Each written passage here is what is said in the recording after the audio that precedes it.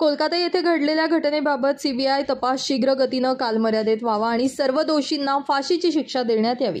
डॉक्टरांसाठी केंद्रीय सुरक्षा कायदा त्वरित मंजूर करून सक्तीनं लागू करण्यात यावा। सर्व दवाखाने सुरक्षित क्षेत्र म्हणून जाहीर करण्यात यावे। यांसह विविध मागण्यांसाठी आज धुळ्यामध्ये मूकमोर्चा IMA हॉल येथून काढण्यात आलेल्या निषेध मोर्चामध्ये मार्ड, वैद्यकीय विद्यार्थी, SBHGMC, ACPM, नीमा, Indian dental association, dental medical association, MR association, औषध विक्रेता संघटना यांसह अनेक सामाजिक संघटना या मूकमोर्चामध्ये सहभागी झाल्या होत्या। रूपक बिरारी, माझा महाराष्ट्र न्यूज, धुळे।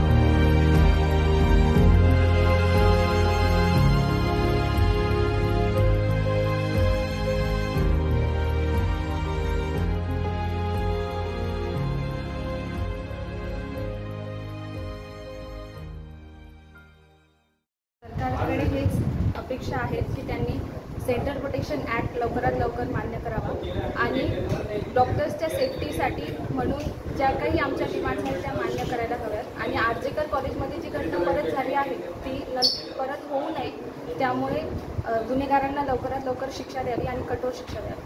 आज धुळे जिल्ह्यात आम्ही सर्वांनी जाहीर मोर्चा काढला आहे आणि आम्ही सगळे म्हणजे सर्व कॉलेजेसचे विद्यार्थी आणि सगळ्यांनी या गोष्टीचा निषेध केलेला आहे। मेडिकल असोसिएशन धुळे यांनी आज निषेध मोर्चाचं आयोजन केलं होतं। आपल्या सर्वांना ज्ञात आहे की कोलकाता येथे एका रेसिडेंट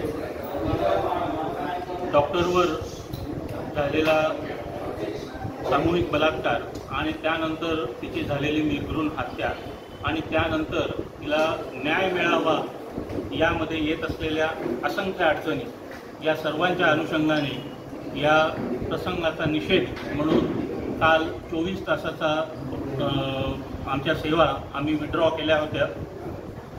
काल धुळे बंद असल्यामुळे काल आम्हाला मोर्चा काढता आला नाही, परंतु त्यासाठी आम्ही आज सकाळी 10 वाजता जनतेमधील विविध सामाजिक संघटना तसेच Indian dental association, NIMA, ACPM dental college आणि मेडिकल कॉलेज, त्यांचे सगळे students, Shri Bhausaheb Hire medical college, nursing association, chemist association आदी सर्वांनी याला आम्हाला सपोर्ट केला. राजकीय पक्षांपैकी देखील काही लोकांनी आम्हाला सपोर्ट याच्यामध्ये केलेला आहे. मनसेच्या पदाधिकारी या मूक मोर्चामध्ये सहभागी झालेल्या होत्या. जवळजवळ 500 ते 700 लोकांचा मॉब या निमित्ताने रस्त्यावर अत्यंत शांततामय मार्गाने महात्मा गांधी पुतळ्याकडे मार्गक्रमण करून या मोर्चाची सांगता झाली. आमचे प्रमुख मार्गदर्शक डॉक्टर रवी वानखेडकर यांनी या सांगता सोहळ्याला मार्गदर्शन केलं. अत्यंत विद्यार्थ्यांच्या ज्या भावना आहेत या अत्यंत काय म्हणते तीव्र आहेत असं आपल्याला म्हणता येईल. शोकसंतप्त भावनेने सगळे विद्यार्थी आणि IMAचे पदाधिकारी हे सगळे याच्यामध्ये सहभागी झालेले होते. आम्हाला लवकरात लवकर न्याय मिळेल अशी अपेक्षा या निमित्ताने मी व्यक्त करतो.